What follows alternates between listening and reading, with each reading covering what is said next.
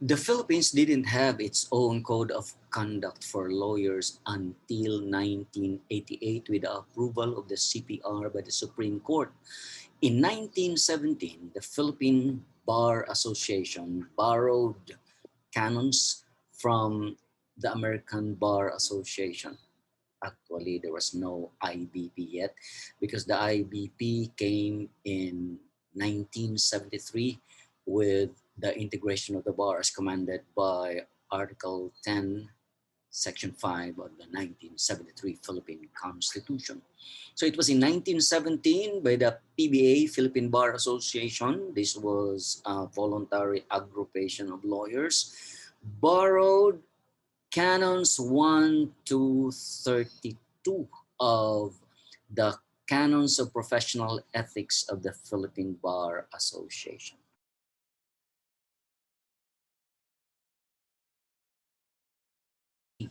Then in 1980, there was already an IBP because, like I said, the 1973 Constitution in Article 10, Section 5, mandated the integration of the Philippine Bar.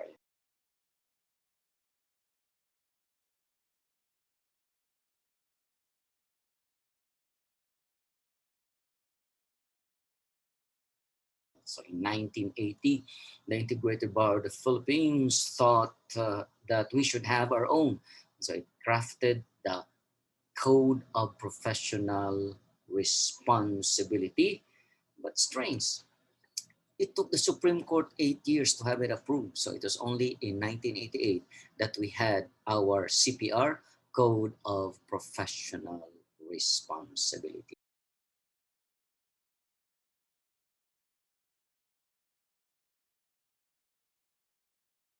In this lecture, let us have a bird's eye view of how the CPR looks like.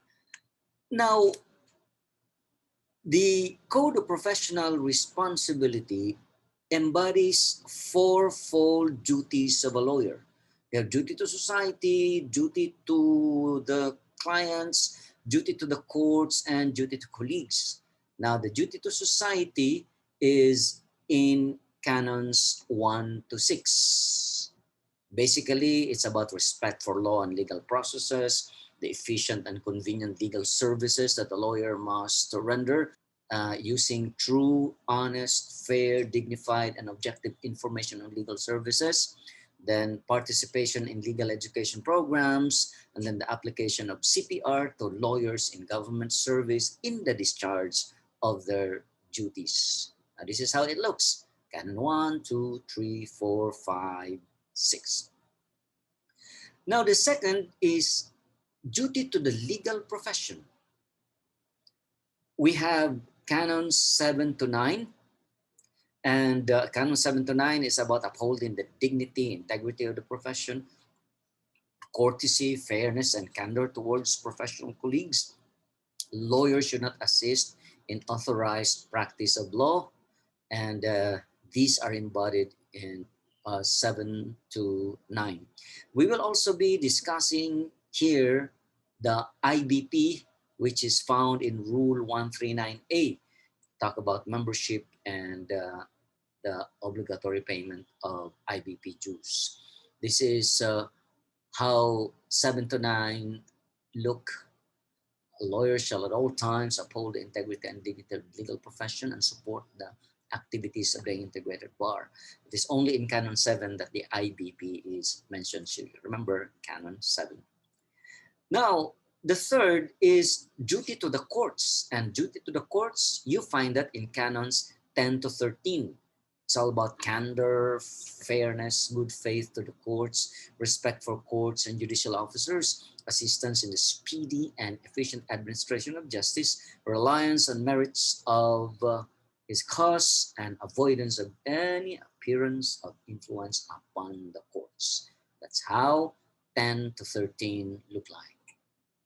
Then the fourth is duty to the clients, and the duties to the clients are embodied in Canons 14 to 22. By the way, there are only 22 canons in the Code of Professional Responsibility, and We'll be talking about Canons 14 to 22, attorney's fees.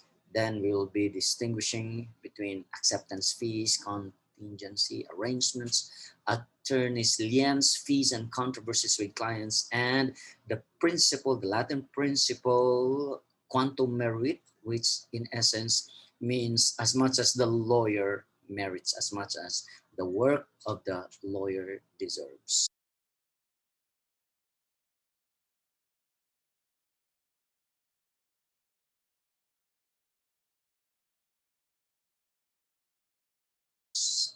Now, let's go to Canons 14 to 22. Start with Canon 14. A lawyer shall not refuse his services to the needy. The general rule, no lawyer is obliged to act either as advisor or advocate for any person who may wish to become his client. He has the right to decline employment. Every lawyer, upon his own responsibility, must decide what employment he will accept as counsel, what causes he will bring into court for plaintiffs, what case he will contest in court for defendants.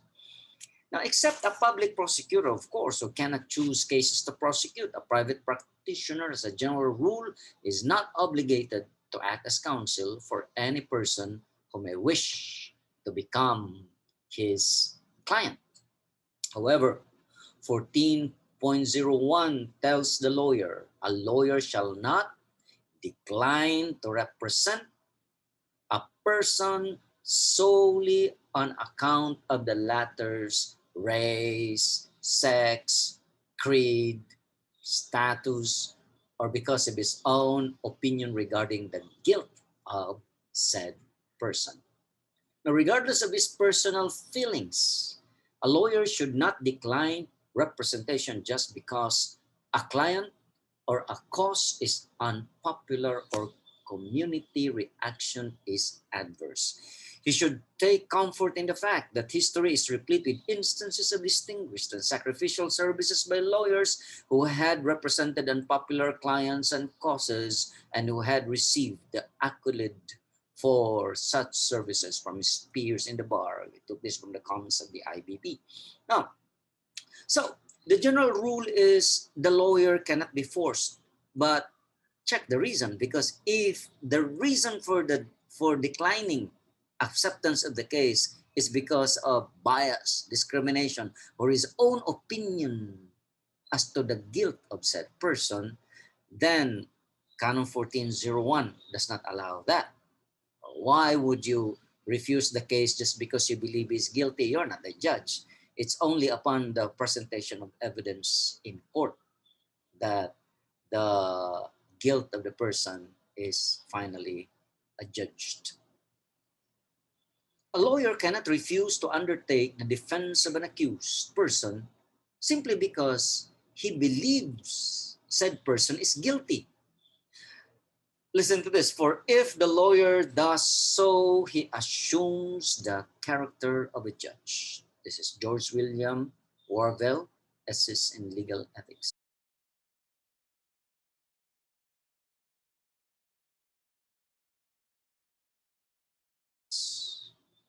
Third point, it is the right of the lawyer, I would say it is the responsibility of the lawyer, to undertake the defense of a person accused of a crime, regardless of his personal opinion as to the guilt of the accused.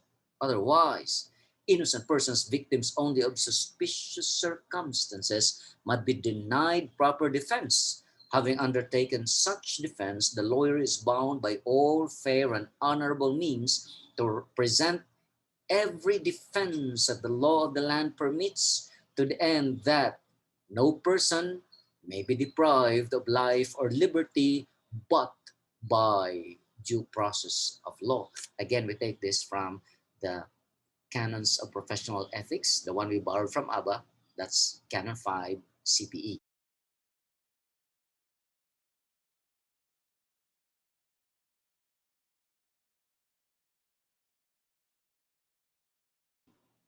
Fourth point. Now, even if accepting the case, the lawyer discovers that his client is guilty, he must still continue with defense of his client and use all fair arguments arising on evidence.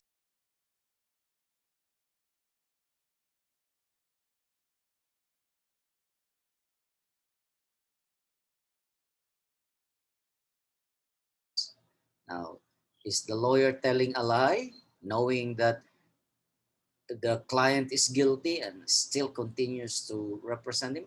No, because Canon 14.01, our fourth point here, tells us that the lawyer must still continue with defense of his client and use all fair arguments arising from evidence, evidence-based. Do not manufacture evidence. The fifth point, in a criminal case, the accused is entitled to an acquittal unless his guilt is shown beyond reasonable doubt. Remember, there is the presumption of innocence, and this is enshrined in our Constitution. Now, proof beyond reasonable doubt does not mean such degree of proof as excluding possibility of error produces absolute certainty. Moral certainty only is required. What is moral certainty? That degree of proof which produces conviction in an unprejudiced mind. We have this in Section 2, Rule 133, Revised Rules of Evidence.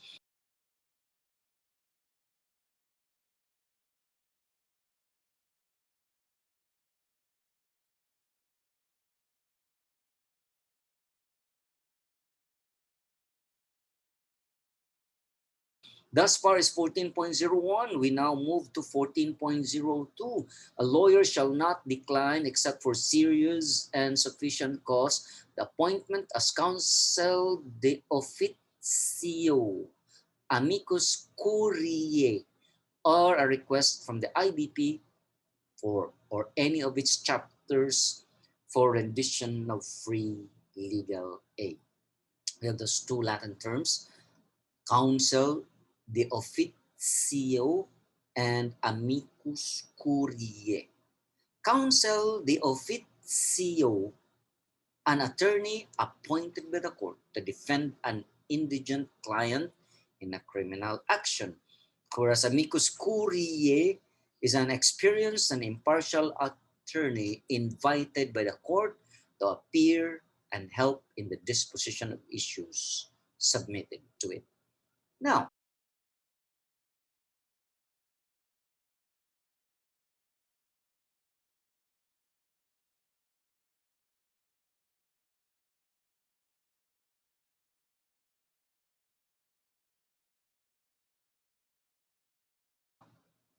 in criminal actions, the court may appoint a counsel de officio in the following instances. Number one, before arraignment.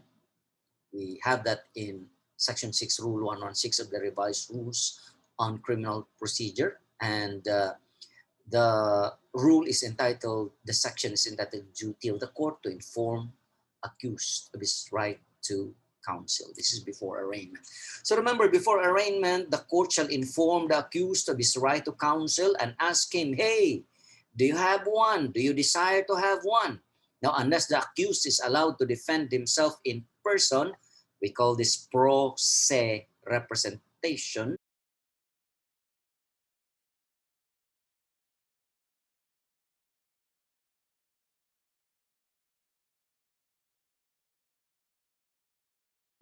Unless the accused is allowed to defend himself in person or has employed counsel of his choice, the court must assign a counsel de officio to defend him. Normally, the court will just scout around in the sala if there are lawyers awaiting the next case.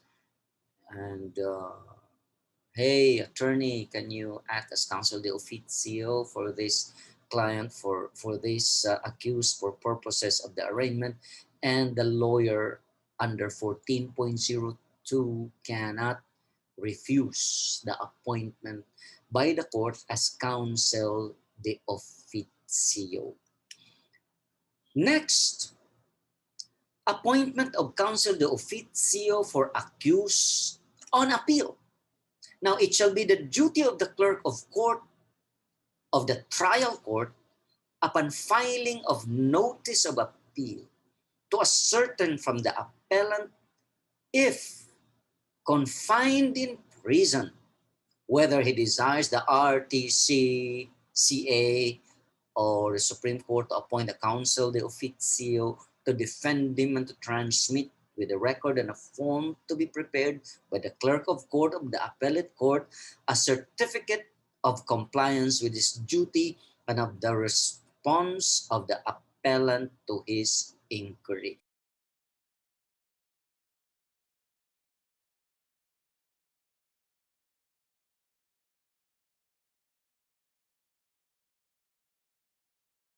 You see, this is really important to give a lawyer to the appellant. And in fact, the court is required to put it in record, put a certificate of compliance with the duty, and then the response of the appellant to his inquiry whether or not he would like to have a counsel to defend him. A third occasion is if it appears from record of the case as transmitted that the accused is confined in prison. B, the accused is without counsel de parte on appeal. C, has assigned the notice of appeal himself. So the court should be warned. How come the accused is signing the notice of appeal himself? Most probably he doesn't have a lawyer, so he should inquire. The clerk of court of CA shall designate a counsel de officio, and it is in section 2, rule 124, revised rules of criminal procedure. All courts, however, are cautioned against the frequent appointment of the same attorney as counsel de officio. What are the two reasons why the court should sparingly appoint the same lawyer as counsel de officio? First, unfair to the attorney concerned, considering the burden of his regular practice that he should be saddled with so many counsel de officio cases. And second, the compensation provided by the rules of court might be considered by some lawyers as a regular source of income, something though which the rule does not envision. The accused stands to suffer as he is denied effective assistance of counsel in both instances.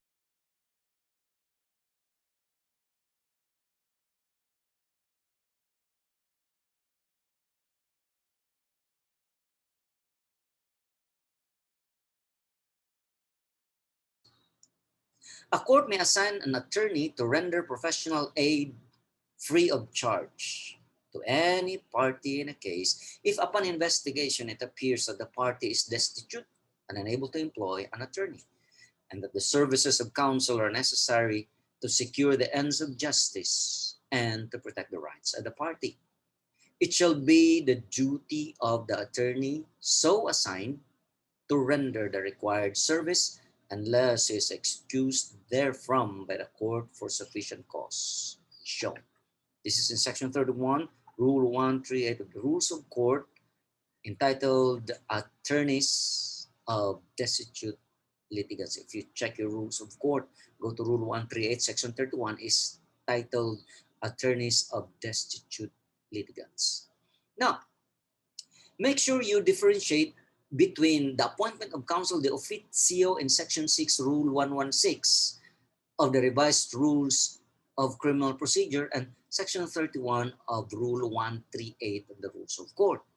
In section 6, rule 116, that's about during the arraignment, appointment of counsel de officio to defend an accused in a criminal case. We have discussed it a while ago. Before arraignment, the judge will ask the accused if he has a lawyer, and if he wishes to have one, then the court should appoint counsel de officio right there and then. In section 31, rule 138, we also find something about appointment of counsel de officio. Now, section 31, rule 138 refers to a party in any other case, in any case other than a criminal case where the service of counsel is needed.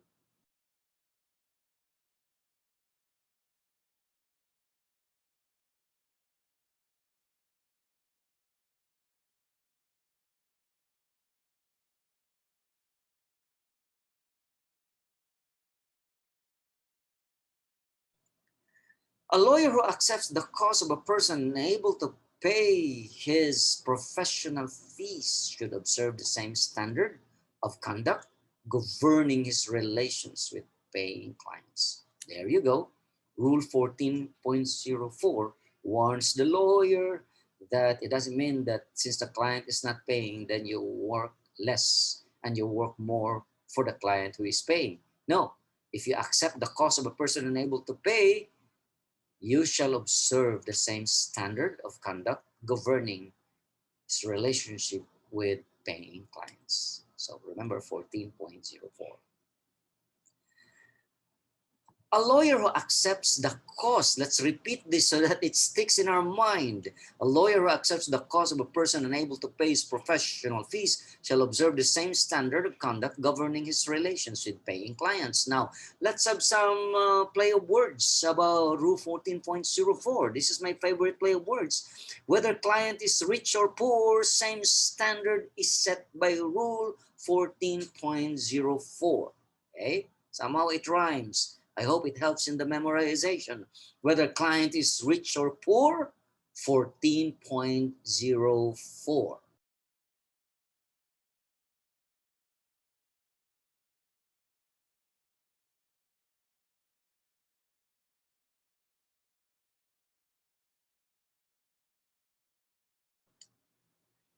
Let's correlate this with Rule 18.03. 18.03 tells the lawyer, a lawyer shall not neglect a legal matter entrusted to him, and his negligence in connection therewith shall render him liable.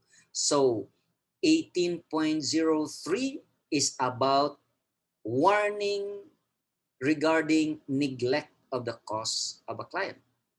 So it's not an excuse that you have neglected the cost of a client because you have lots of paying clients and so you forgot about the non-paying client. No. 18.03. A lawyer shall not neglect a legal matter entrusted to him, and his negligence in connection therewith shall render him liable. Although 18.03 does not tell us, does not distinguish between paying and non-paying client, but in practice, normally lawyers would tend to prioritize the paying clients and end up neglecting the care of non-paying clients. So let's have a play of words here for just to perk up our memory. Whether it is for a fee or for free. Sorry for the typographical error. Whether it is for a fee or for free. Whether it is for a fee or for free. Lawyer is bound by Rule 18.03. Again, do it again. Whether it is for a fee or for free. Lawyer is bound by Rule 18.03.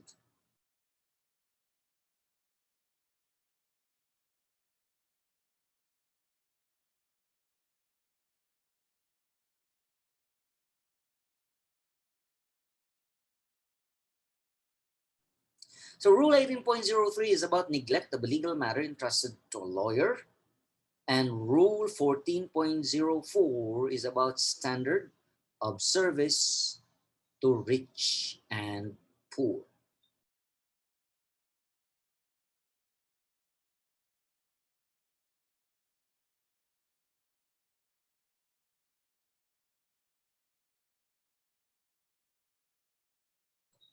Once a lawyer takes up the cause of his client, he is duty-bound to serve his client with competence and to attend to his client's cause with diligence, care, and devotion, regardless of whether he accepts it for a fee or for free.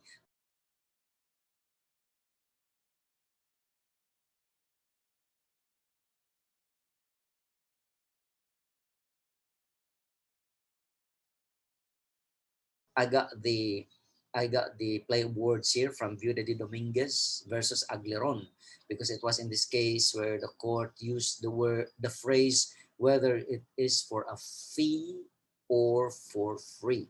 He owes fidelity to the cause, to such cause, and must always be mindful of the trust and confidence reposed on him. Viuda de Dominguez versus Agleron, AC number 5359, March 10, 2014. A lawyer may not refuse to accept representation of an indigent client unless you may say no to a poor client if the lawyer is in no position to carry out the work effectively and competently. For example, that's not his line. Maybe he's good in taxation but not good about problems pertaining to land and properties. Letter B, if the lawyer labors under conflict of interest between him and the prospective client, or between a present client that the lawyer is now handling and that prospective client.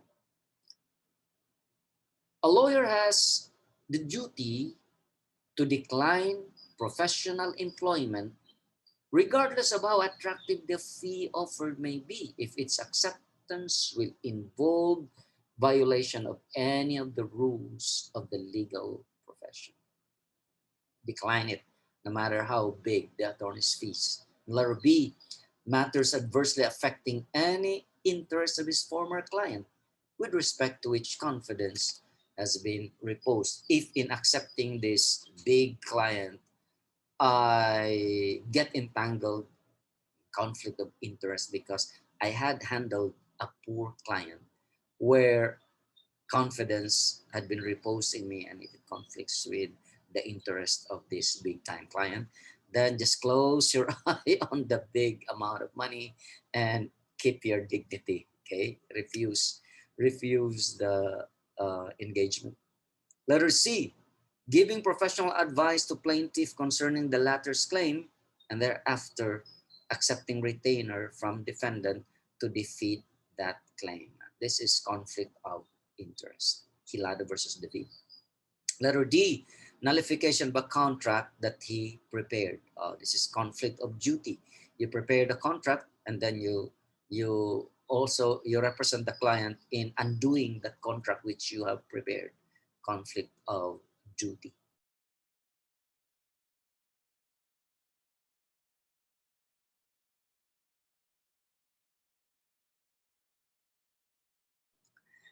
Letter E, advocacy in any matter in which he had intervened while in government service. This is in Rule 6.03 of the Code of Professional Responsibility. And letter F, employment, the nature of which might easily be used as a means of advertising his professional services or skill. That is employment as a columnist to answer inquiries for advice as to individual rights through the medium of a newspaper column. This is not in the present Code of Professional Responsibility, but it is in the Canons of Professional Ethics, the old one, the one we borrowed from the American Bar Association, Canon 40. Nowadays, this is a gray area because we have lots of lawyers who are in the newspapers, and but actually if you read their columns in the newspapers, they shun direct advice and direct legal advice, and they would always put there a disclaimer that the advice would change if there are information that are not revealed, that are not declared here in this column. But anyway, that's a gray area. I myself am handling the IBP radio program, Integrated Bar of the Philippines, Cebu City Chapter radio program. And thank God we are number one in the AC Nielsen survey with 79.6 audience share. But I have encountered case, or it was a bar question actually. I read it in the Pareto book on the bar exams, that it is not prescribed, it's not covered by Canon 40 CPE, by the prohibition of Canon 40 CPE, because it is not my personal program. It is the program of the IBP, and that IBP is really mandated to explore possibilities that it can enhance its legal service, free legal service to the people. Letter G, employment with a collection agency which solicits business to collect claims. Well, that goes with the prescription of a lawyer to solicit business. In fact, we are not allowing ambulance chasing. these are the terms we use for lawyers who are soliciting employment. So if you are employed in a collection agency and that agency solicits business to collect claims, then do not apply there, because that is not allowed by Canon 35 of the Canons of Professional Ethics, Canon 35 CPE. Letter H, rendering of legal services to the members of an organization of which he is employed in respect to their individual affairs. So for example, let's just talk about an aggregation or a voluntary organization, and you're the lawyer of the organization as a whole, and you're also the lawyer, the personal lawyer of 2 or 3 members, then conflict is bound to arise. Letter I, any matter in which he knows or has reason to believe that he or his partner will be an essential witness for the prospective client. That's Rule 1403 of the Code of Professional Responsibility. And letter J, 2 government officers take an adverse position against each other. So stay away from the 2 government officers. Letter K, other analogous cases or similar matters in view of the rule prohibiting representation of conflicting interest. Now, this is a very important part of our lecture, ethical considerations in taking a bad case. Let's go to bad criminal cases. In criminal cases, a lawyer may accept a losing, a lawyer may accept a losing criminal case. Why? First reason, every accused is presumed innocent until proven guilty and enjoys the right to counsel. Section 14, Article 3 of the 1987 Constitution. But I think he is really guilty. Oh, that's what you think.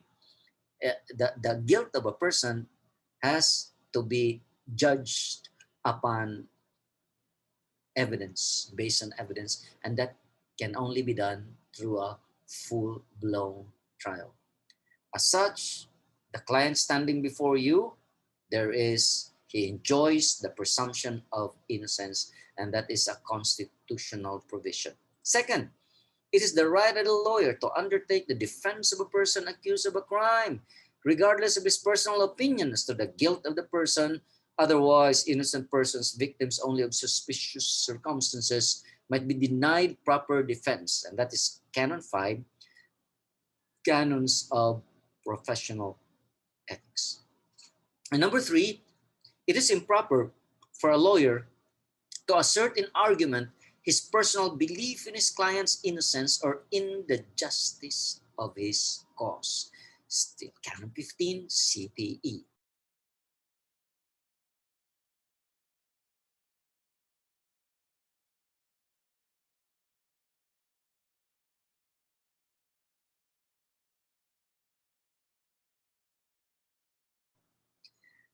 Now, what about civil case? Here, this is different from the bad criminal case. Ethical considerations in taking bad cases in civil cases. In a civil case, the rules and ethics of the profession enjoin a lawyer from taking a bad case. In short, do not take a bad civil case. Why? Because you will sign, and your signature there in your pleading constitutes a certificate. The signature of a counsel constitutes a certificate by him that he has read the pleading and that to the best of his knowledge, information, and belief, there is good ground to support it, and that it is not interposed for delay. Section 3, Rule 7 of the Rules of Court. Second, It is the attorney's duty to counsel or maintain such actions or proceedings only as appear to him to be just, and such defenses only as he believes to be honestly debatable under the law. Section 20C, Rule 138 of the Rules of Court.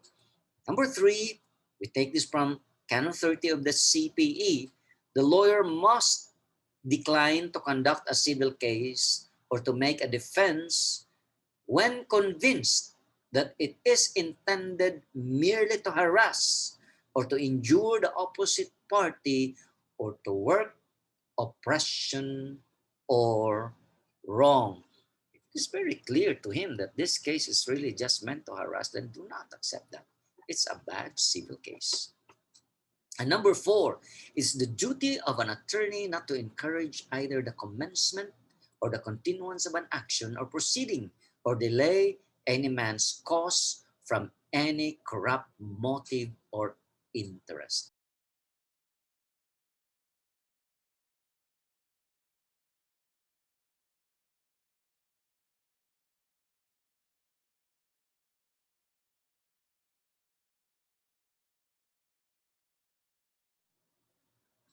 Thus far is Canon 14. The next video will be about Canon 15. So help me God.